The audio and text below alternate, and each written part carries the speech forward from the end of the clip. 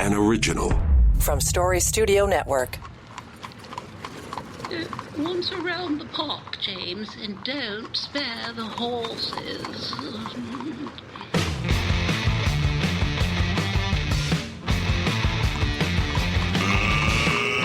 Let's get ready to rumble! It's showtime. Indeed it is. Here we go. Showtime for On the Ledge, your Ontario Politics Podcast. Dave Trafford here, along with John Wright from Rue Public Opinion, Keith Leslie, regular contributor and commentator at CHTV, and from time to time gets a word in edgewise on the O Show with Laura Babcock. That is always a fiery conversation anytime I've tuned into that. So welcome in. This is the Ontario Politics Podcast, and of course, it is the other wiggy season of the year in this part of the world is Leafs in the playoffs. But tonight, actually last night, much of the conversation was taken up by the passing of Bob Cole.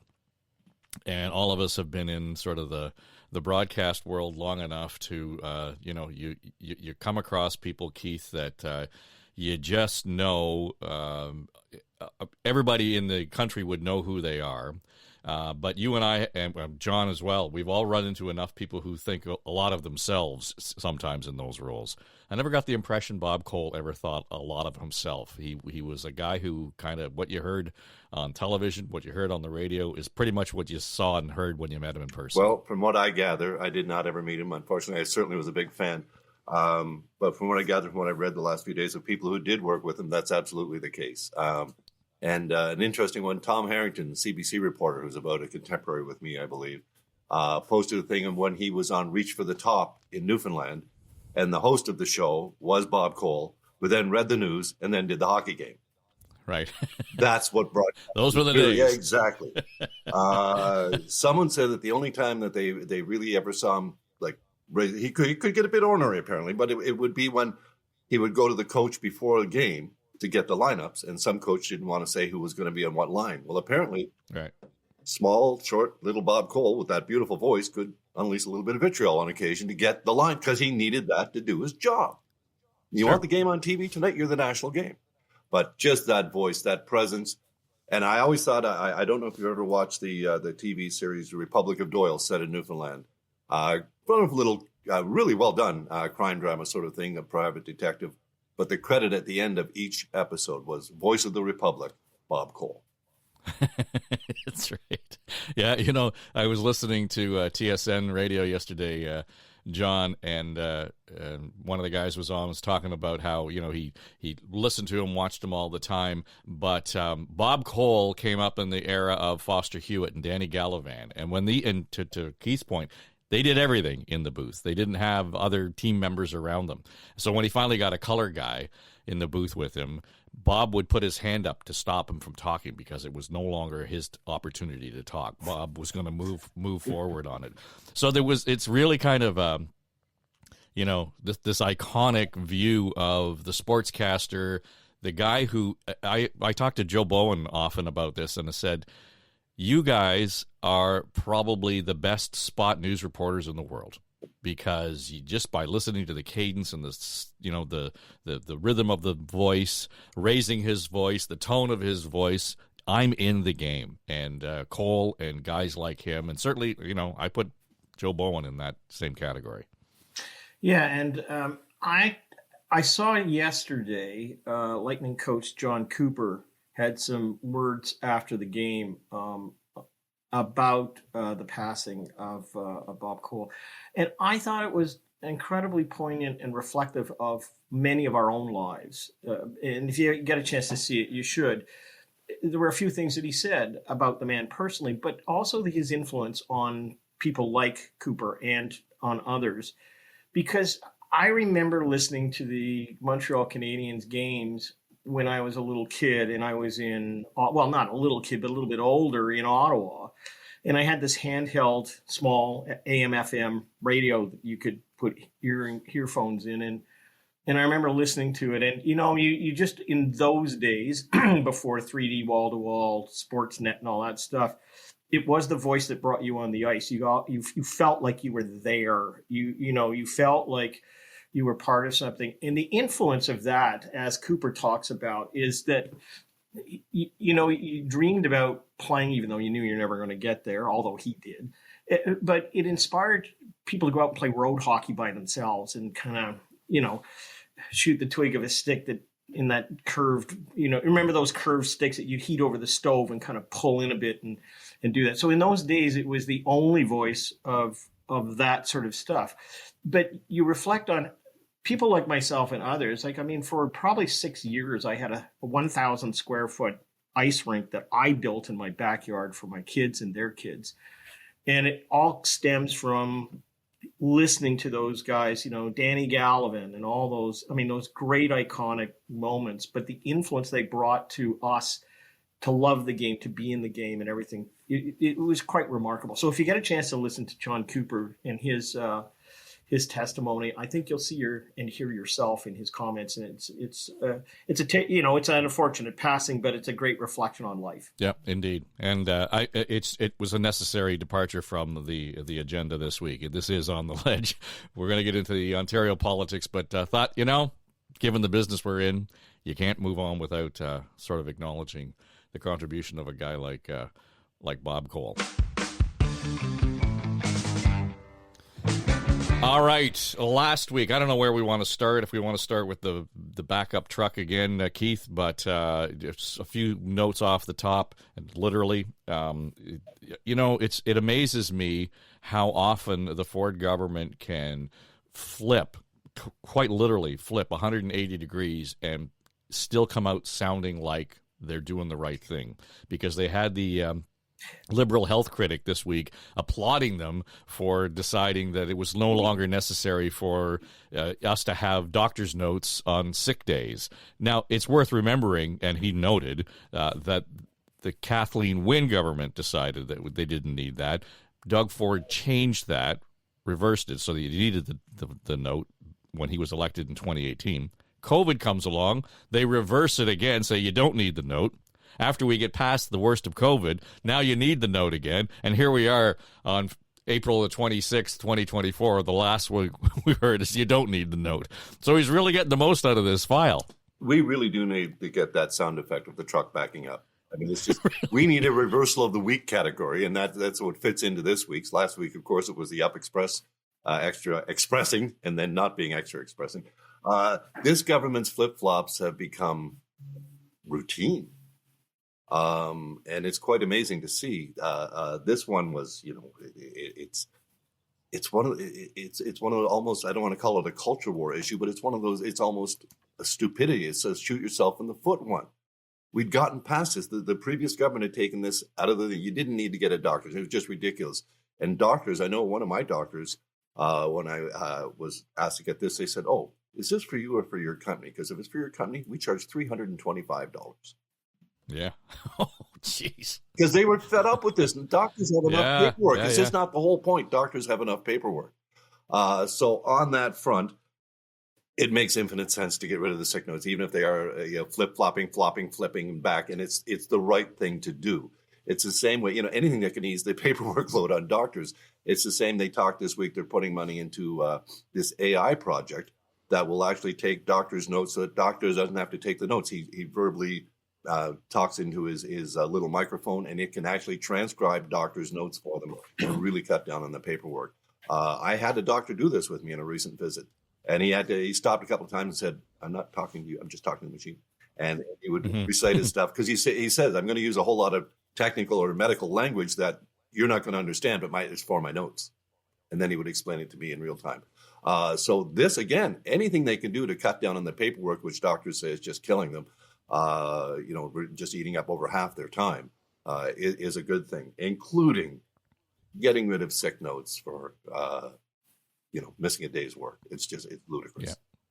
Yeah, well, John, the whole argument is, first is a lot of people would get stuck not knowing there was a cost attached to that. First of all, it wasn't covered by OHIP. The second part was, to Keith's point, it was just chewing up time, energy, and resources in the doctor's office. So, but I talked to David Coletto earlier this week, and we were talking about the federal government and the challenges that it's got. And David suggested that perhaps the Prime Minister should take a page out of Doug Ford's book and just say, hey, sorry, made a mistake. We heard you loud and clear. We're going to reverse, and we're going to do, we can change lanes quite easily, quite effectively. It works for Doug Ford.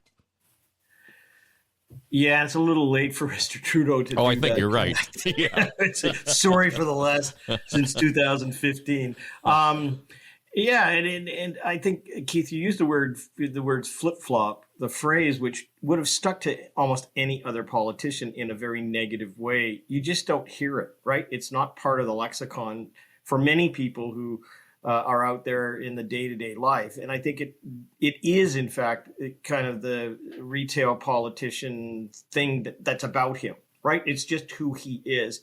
Justin Trudeau has a very different persona. But even on the doctor's note issue, I mean, and funnily enough, I remember back in the 1990s, this company that's still around, and I use them, called Dragon Naturally Speaking, and they actually have made a business of going into hospitals and putting in the transcribing machine. So it's nothing new in many ways, but it speaks to the fact that doctors don't have time to do things. And as a result, doing a note, my goodness, even if you try to get a visit with a doctor, if you have one, it's likely 2 weeks in advance, or otherwise, go to the emergency ward. So anything that can be more efficient is part of the argument. But the other side of it is, we live in a society nowadays where if your boss truly doesn't let you have a day off when you're sick, then they're going to suffer from it too, because of the employment situation out there and the inability to get people. So it is something that is rightly gone hopefully the way of the dodo. The Speaker of the Legislature is not taking a page out of the Premier's book, is not backing up in any form or fashion on the Kefia story, Keith, and this week it blew up again with another vote against it. And then we had Sarah Jama donning the Kefia in the House. She was expelled, and I think she was named by the Speaker, required to leave the legislature. She refused. The whole thing is in chaos, and it really. I mean, it sounds minor on so many levels, but the larger issues here are almost uncontrollable. Absolutely, it's not just the Sarah Jama drama, which is a big part of this. We have the legislature. The Speaker, Ted or not, I think has handled this as well as you can, and using the rules of the House. He said it has to be a vote of unanimous consent to wear anything that is considered a political statement. He considers the wearing of the keffiyeh at this point in time to be a political statement. And of course, there's originally in the first vote, it was one member of the PC caucus that voted no. And then in the second vote this week, several PC members voted no. They would not grant unanimous consent because they don't want this being worn in the legislature. That's not a surprise. And as to the Speaker's point, okay, if there's no unanimous consent, I'm just enforcing the existing rules of the legislature. And his opinion, though, that it's a political statement, not a cultural attire. It's a political statement to wear it. That said, Sarah Jama was elected in a by-election in Hamilton a couple of years ago. I think it's not even 2 years yet. She had worn the keffiyeh a long time before this. She campaigned on leftist issues, on pro-Palestinian issues. She was elected, and her voice is being denied in the legislature. Her wearing it, though, in the legislature, the first day, the Speaker said he couldn't quite see what she had on there specifically. Now, she does sit at the extreme opposite end, but he's up on a dais. And I thought that was him with his tongue sort of being firmly in cheek. I'm just going to let this ride itself out. I'm not going to make the situation worse. Thursday, the last day of the week of the sitting, and the House doesn't sit for another week now. It's on a recess again. She was wearing it. He clearly saw she was wearing it. He said, as you said, he named her. That means you have to leave the legislature. You can't participate in any votes. And then eventually she refused. So he sent the sergeant at arms over to tell her she had to leave the legislature. And there's a photo of the sergeant at arms leaning over, speaking to Sarah Jama. And at the side, because she's at the very end seat, is 3 young pages, young girls. One of them in a hijab or headscarf, looking at this picture of this young black woman wearing a keffiyeh, this man with a sword dangling off him, leaning over, telling her she has to leave her seat in the legislature, and her refusing. Ted or not, again, I think the Speaker handled this the best way he could. He said, I'm not going to authorize the use of force to have a woman in a wheelchair removed from the legislature, an elected member, no less. So he just let her finish out the rest of the question. No, she wasn't recognized, couldn't participate in the vote, but that's been her lot for a while anyway. But to have it named, I'm torn on this. I think the speaker's correct in his ruling that it's not just cultural attire, it's a political statement. And these votes make it obvious that it's become that. But I also think Sarah Jama, perhaps alone in that legislature, has a right to wear it. When I saw the federal New Democrats all wearing it and doing a raised fist salute, I thought that was just utterly ridiculous and an embarrassment to the New Democrats. Well, John, the issue at hand in terms of what's going on in the Middle East is sort of treacherous enough to sort of try to navigate, and we talked about that last week.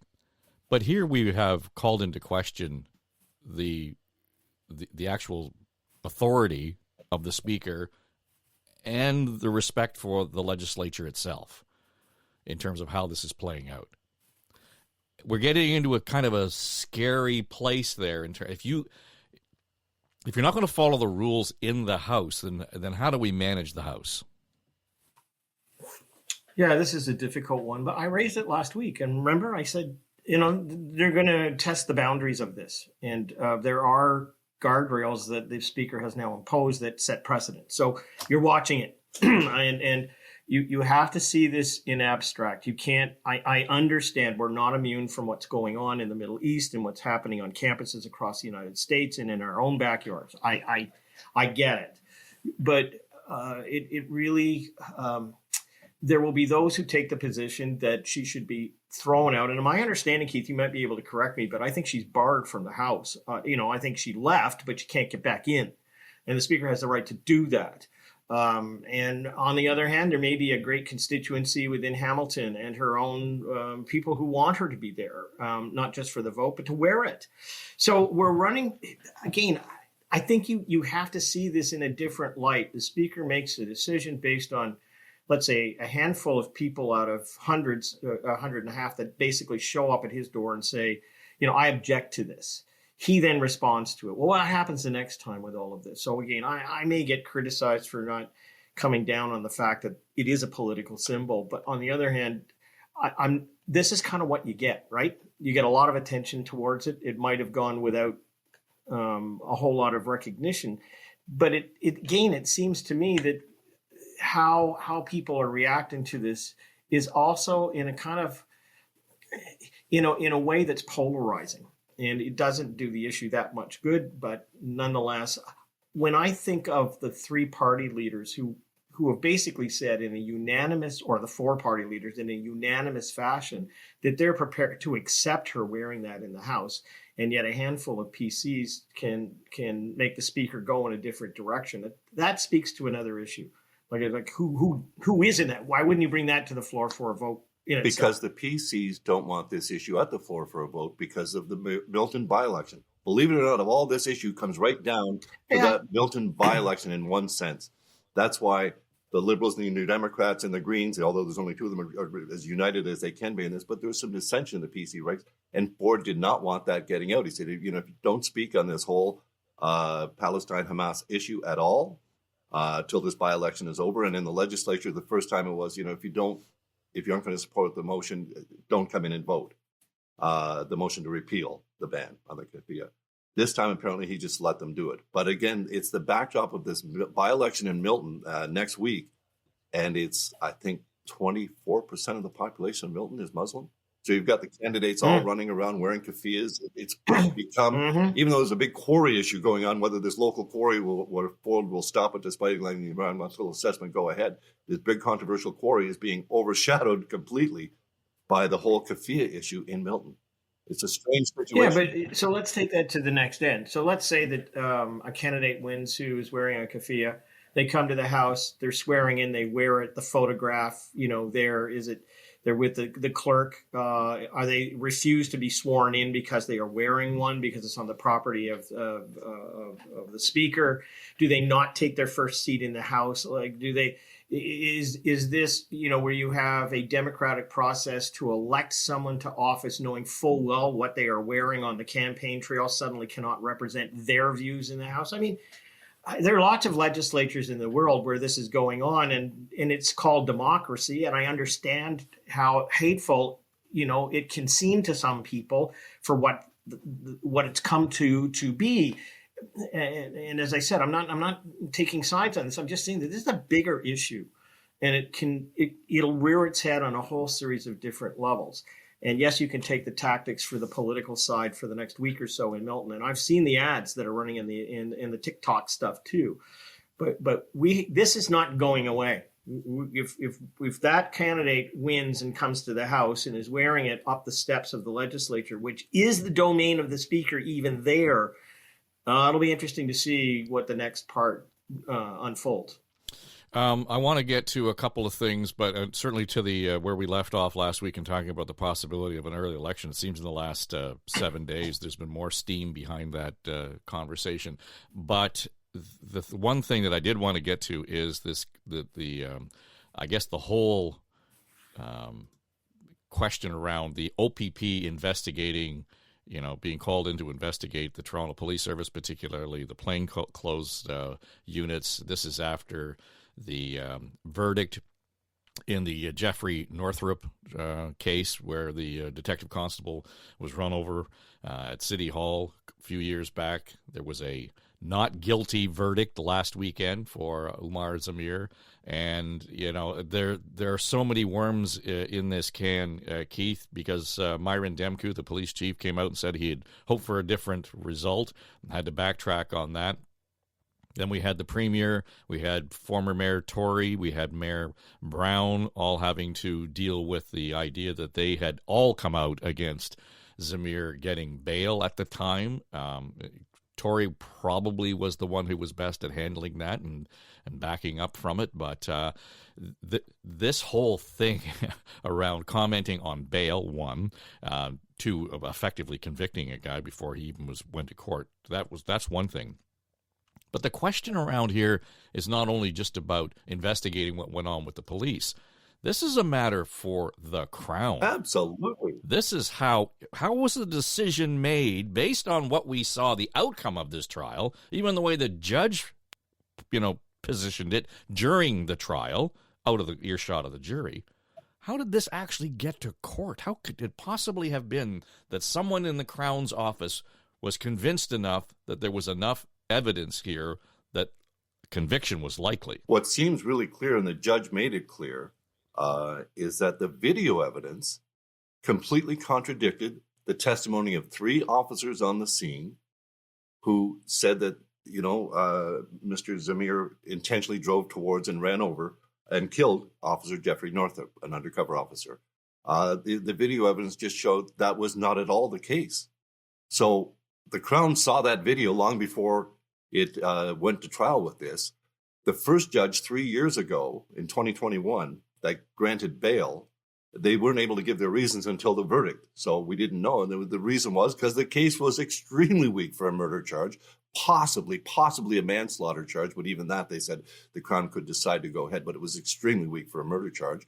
And because, of course, it's involving the death of a police officer, it's automatically a first-degree murder charge. So the behavior of the officers, the judge quite clearly alluded to several times that the officers had a note-writing party and colluded on their testimony. Again, the Crown must have seen this. They were aware of all this. So how did it get to trial? So we need more than the OPP investigating the police undercover operations. Apparently they shouldn't be trying to stop a car wearing undercover garb, looking almost like a homeless person, waving your arms under, That's not a good procedure, apparently. We need a lot more than that. We need an investigation into why the chief of police said he wanted a different outcome after a man was found innocent or not guilty. I'll go with innocent. It seems clear this man who was out with his pregnant wife and their 2-year-old on a Canada Day celebration, go to the underground parking garage at City Hall and end up in a nightmare, a tragic nightmare. The first judge saw there was nothing there, or not enough certainly to consider a murder charge. That the Crown didn't know enough after seeing the video evidence, I don't know what that calls into question. But to the point of all those politicians, especially Premier Doug Ford used at the time when he got bail, said it's reprehensible that the person responsible for this heinous crime was granted bail. responsible for. That means he's just convicted this person. If we ever wrote a news story like that, we'd be sued. We'd be fired. Accused of possibly creating a mistrial. And the Premier's response is not to apologize, but to say, I was commenting on limited information. Well, Jesus Christ, that's why you don't comment. That and the fact that it's the ultimate politicians out. They use it in everything. I can't comment. It's before the courts. This was the time you absolutely say, I can't comment. It's before the courts. I don't understand. And then to have Ford stick to this position, basically, the same man who said he wants like-minded judges. And why does he want to appoint like-minded judges? Because of the bail issue. So this, I think, requires almost a public inquiry, because it's not just the chief of police, it's the Premier, it's the whole other thing. Sure, the OPP can look at better procedures for undercover officers. That's something that needs to be looked at, I guess. But the behavior of the chief of police, the Premier, Patrick Brown, John Tory, weighing in when an accused is granted bail without, limited information is no excuse. The rule is you do not comment. How dare they? And that they feel comfortable. Ford in particular saying, it's just, and Ford lashed back, you're not asking me about Officer Northrup. You're not asking about that. You're asking. No, because that's a distraction from the issue. It's a tragedy. Officer Northrup's death is an absolute tragedy, his death. But the Premier's behavior in this and the chief of police undermining the court system, the chief saying, I wanted a different outcome, like all the police did. What? I'm sorry? You wanted a 12-member judge and jury to find this innocent man guilty and send him to jail for life? Talk about undermining credibility in our justice system when we hear the police say that kind of stuff. So I really think it needs a much broader public investigation into how these people felt comfortable to comment in this before the courts, because in so many other issues, they'll absolutely deflect and say, it's before the courts, I can't comment. John? Well, my bias, I'll declare it. I was a founding member of the Association for the Rights of the Wrongly Convicted, Defense of the Rights of the Wrongly Convicted, with Reuben Carter. I was on that group. It's now called the Innocence Project. So I'm very sensitive to the justice system and how it works. I'm more sensitive now. So Keith, you've said a whole bunch, which I would agree with, but I am more focused on the other side. And that we now have a blue on blue investigation. I don't know how you can even trust the outcome of that. It's clear that the judge had some real concerns about many elements involved and the potential collusion for this taking place. I don't know whether a public inquiry, getting a bunch of politicians compelled to attend and to say, well, I was working on the best information possible, and that's kind of what's going to come out, is going to accomplish anything. But I do think you're right. The Crown and the police have a lot to answer for. And that, if the scope of that was in play, and I think if it was handled by an outside, unit, as opposed to just calling in either the OPP or the RCMP, then I think people would look at it in a different light, depending upon what comes out of it. But yeah, these things happen, and these politicians are going to wear it, and they will wear it to the ballot box. But it goes to the heart of the justice system that when the Crown decides to bring these things forward, based on the evidence that they have at the time, they do have a risk that they may bring the justice system into ill repute. And I think everybody who was watching this trial, pretty much into about the second week, understood what was going on and understood that this is a wife and husband and child who lost their house, lost their jobs, lost 3 years of their life. And that's why the GoFundMe is now, I think, approaching or in excess of $300,000 to try and bring some solace to it. We're talking about individuals' lives. We're not talking about abstract politics here. This is about somebody's life that's been destroyed and acquitted. So, again, there's a lot of, as you said, lots of worms in the can. But I come down on the process of the judiciary as opposed to the politics of it. And I think this simply needs an outside look in order to have some validity for whatever comes out of this. Yeah, well, and the interesting part of all of this is who actually conducts this inquiry review. If you're going to do a public inquiry, then, having the judiciary involved in that, I mean, I can see where even at some point, Keith, this was in front of a judge who, well, okay, yeah, you can have bail, but it looks weak. Rather than saying, you don't have a case here, right? I mean, there's a pox on all the houses here. I suppose. I mean, I think ultimately, though, it would have to be a judge that would head an inquiry of any kind, especially if we're going to be looking into the Crown's role in this, perhaps look at the judiciary's role in this. I mean, that we have a judge looking at judges. Well, someone has to. I mean, it's certainly better than the police looking at the police, which is what I think John's concern is. And a lot of civil rights advocates' concerns are when you have blue-on-blue investigations. To my thinking, all the OPP are looking at is the procedures of undercover officers. I don't think they're looking much beyond that. So that's why I think it needs a much broader review, and especially on not just the role of the police and possible collusion, but the role of the Crown in allowing this to go forward. I think the first judge that granted bail, I remember at the time thinking, a murder suspect got bail in the killing of a police officer. Yeah. Something's up. And I think right there was a signal to the Crown, get your ducks in. Like, you haven't got enough here, really. I'm giving a guy bail accused of first-degree murder of a police officer. There was clear reasons there, even if you couldn't see them. There was clear reasons a signal being sent by that judge, and that the Crown proceeded 3 years into this, and as you say, took away this man's livelihood, his friends, his house, and to watch this man, I'm sure you've watched an interview or two with him. It's just stunning. His ability to forgive and try to move on, and his respect for Canada and the justice system after 3 years of hell is just simply amazing and something to be really lauded. I was just stunned by his graciousness and his wife. I mean, it's just amazing to see.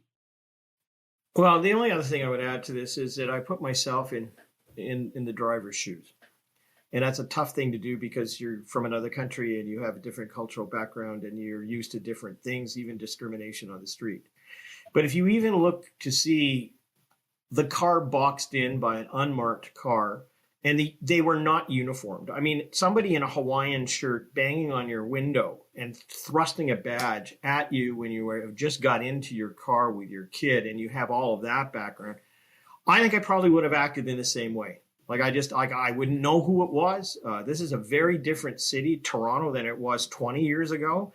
You're in an underground garage. You are of a different cultural background. All of a sudden, you've got this going on. We have, probably close to 150 carjackings, every week in this province. So there's lots of other stuff that's going on here. So go back and take a look at the photographs of what they were wearing at the time. And I can see where other people would basically say, I would have done the same thing. I would have been scared just the crap out of me. And I would have tried to get out of there best I can. So there's a lot here to be looked at. But I focus on the process, and I also focus on the family that really needs the support right now to get back to life. I cannot imagine going through this for 3 years. Cannot. And to your point, they'll have to answer for it at the polls. It'll be interesting to see, what the memory is like around this. So, I mean, this is going to be in the courts because there will be lawsuits on behalf of the family, and that will happen. Can I just jump in? Yeah. This took me back to like the Roy McMurtry days, and I think in my mind, what he would have done. When you say about how it will play out in politics, the Susan Nellis case was one of those where the Crown brought certain things forward. And in fact, in many ways, it was never resolved. You and I who went through that know that there was another nurse who was quietly accused by the public and insinuated about, but we never really got down to the bottom of it to fully exonerate Susan Nellis. We never did. Going to the polls, the Tories got reelected. I mean, the fact of the matter is that this is on a very personal level and transcends politics. And you just, at some point, I think you got to do the right thing, right? Like, if you want to find out and do something about a process that clearly had some wantings, either the judiciary itself, the attorney general, or somebody within that process has to figure out how to review this in such a way that it doesn't happen. The attorney general ran from reporters yesterday. Well, welcome to the health minister, too. So. Just before we go, I want to pick up where we left off last week because there has been more conversation about the possibility of the Ford government going to the polls early and for a variety of reasons. Sabrina Nanji reporting in the Queen's Park Observer this week, one of the indicators may well be that Ontario has yet to sort of conform to or align with the new riding boundaries for the feds. And Elections Ontario apparently saying if you want to do this, we need a certain amount of time and so on. You got to have the legislature decide on this before the end of the session, which is coming up, in weeks now. So the speculation is they're holding off because, Keith, they don't want to carry on with that. They're going to run on the ridings that they've got. They can carry on. They can get the election early. Two other things pop up.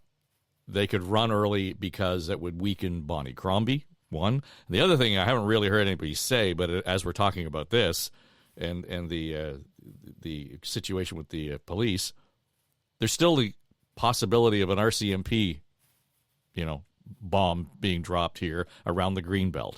So do you go to the polls before any of that happens? Well, that would be my thinking. That's the first thing that came to my mind when the speculation started and seems to ramp up a little bit about the possibility of Doug Ford, trying David Peterson's gamble and going a year early for his election to get the trouble out of the way or get the election out of the way before the trouble hits.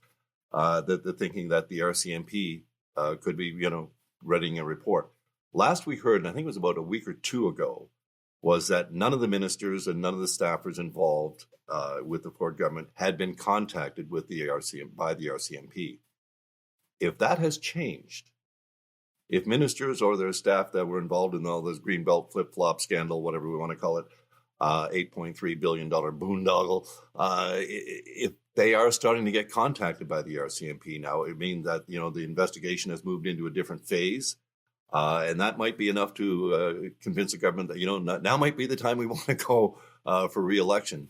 Because it does look like Doug Ford does indeed plan to go for a third term. There seems to be no indication of any sort of challenge to his leadership or any indication that he thinks two is enough and I'll be moving aside. He's going to go for a third term in 2026. So maybe he's going to go in 2025 or early 2020 or late 2024. I don't know. I still don't believe it. I think he'll stick to the election date unless there is word that, there might be an RCMP report coming. And there was a bit of word this week, another report from the Trillium, I believe, about the Premier's former principal secretary and a developer who said they'd never been at each other's houses, and there's all kinds of emails showing that they were indeed at each other's houses. So there's more to come on the Greenbelt stuff still to happen. So perhaps that could prompt them to go early, but to me, it's the type of thing, if the election's not for till 2026, I'd wait all that out. Rumors about going early in election are things that I think are politically intriguing, but to the public, it just never will make it there. So in order to go to the polls early, you have to have a prima facie case for doing so. Smart politicians would build towards something, because otherwise it's going to be an unnecessary election, and it will be the ghost of David Peterson that kind of walks the halls. And there can always be public backlash. And we haven't seen Bonnie Crombie in the public eye with a campaign behind her. Okay, so just to be clear, there's no ghost yet of David Peterson. No. And I saw him the other day, actually, and I saw him at the McMurtry funeral. He looked really good. I don't know. He looks great. He always looks like he did like in the house. I don't know how he does it. But the political David Peterson, where, and there was some substance to that, where he had been accused of, trading off some Senate seats that Ontario had and whatever. But if Ford wants to go early, it's not going to be it shouldn't be a quick decision. I mean, you want to build towards something. And if you build towards a federal election that may in fact involve a new leader, who knows whether Dominic LeBlanc or somebody else is going to be leading the Trudeauites in. The question of whether or not you have to be the opposite of the government that's there at the time in federal politics in order to rule the House in Ontario, whether there's no evidence to show that people think that way. It often happens. I think if the Ford government wants to go early, my view would be the spring of next year and nothing sooner. And I would use the budget to hoist it and go to the folks on that, as opposed to something else. But, you can build towards it. You can put a ballot question in a budget. You can hoist the budget if you want. You can take it to the people. That's kind of where my horizon would be if I wanted to go early. Yeah, the idea of a reset kind of brings us back to our first point, Keith. That there doesn't seem to need to be a reset. Every week there's a reset, and I say that without being facetious. I mean, he can push the reset button anytime he wants, and he just keeps moving. So whether that's the requirement, I keep hearing that. I thought it just doesn't fly for me. But At the same time, the intrigue around what's going on federally, I think, probably a little overstated in terms of the relationship between Ford and Poilievre. Well, Go ahead, John.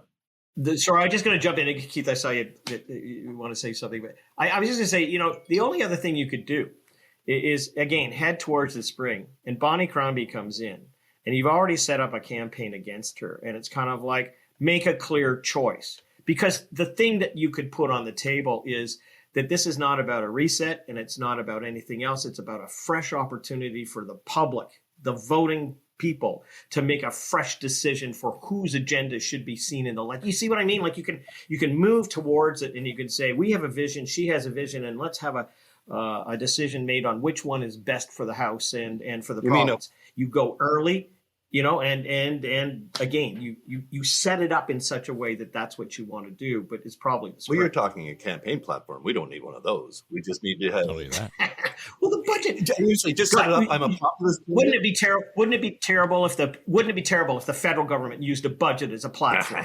Well, it didn't work, did it? Pierre Poilievre just won't comment on that tax. No. Go ahead. Tell your fight. Let the doctors fight it. Dumpster fires on roaring there. I don't have to do anything with it. Fight with Poilievre, and he's no. The doctors are fighting you on this. The other cottage owners are fighting. What? So budgets don't always work the way the brilliant communications strategists think they're going to work, do they? Great. But yeah, for Ford, I think he just sticks to the, I'm going to do what you want me to do, and if I do something I don't want me to do, well, shit, I'll fix it. I'll turn it around. Yep. But I'll keep going the way we all want to keep going in the right direction. And there's a lot to be said for that, especially for people that don't go into the weeds every week like you and I and our listeners do.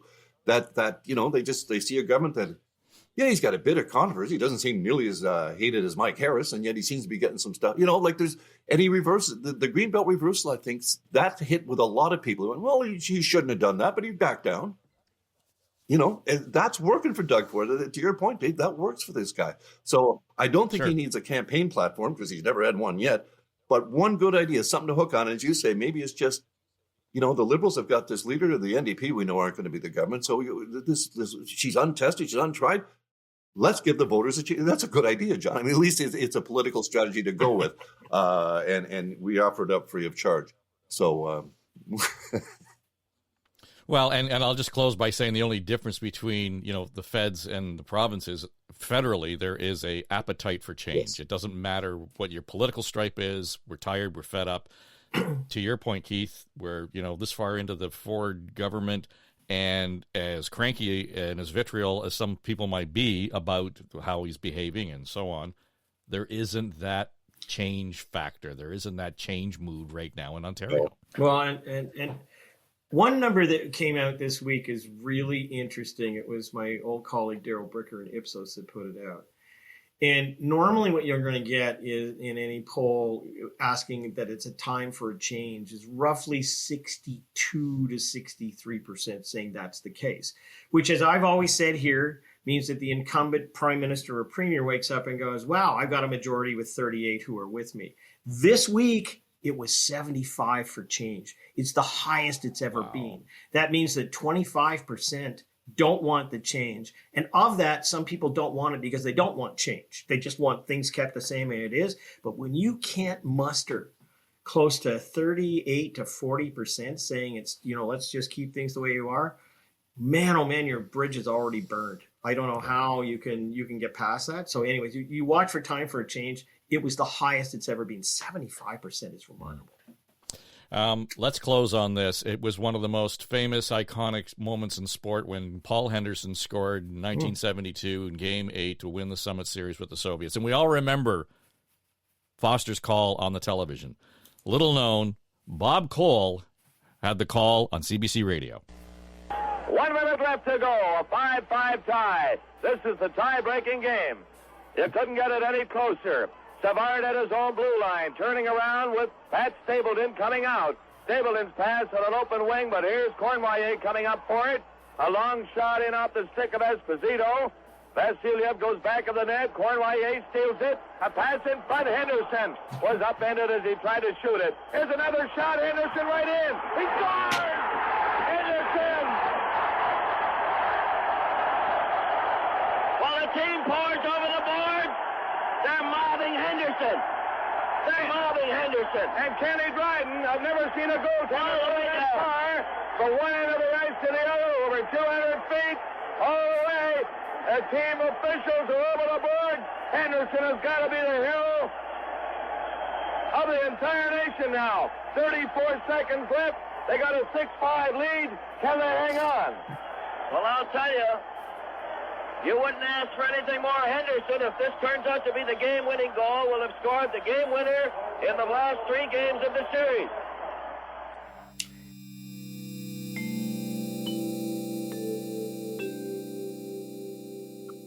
This is SSN. Story Studio Network.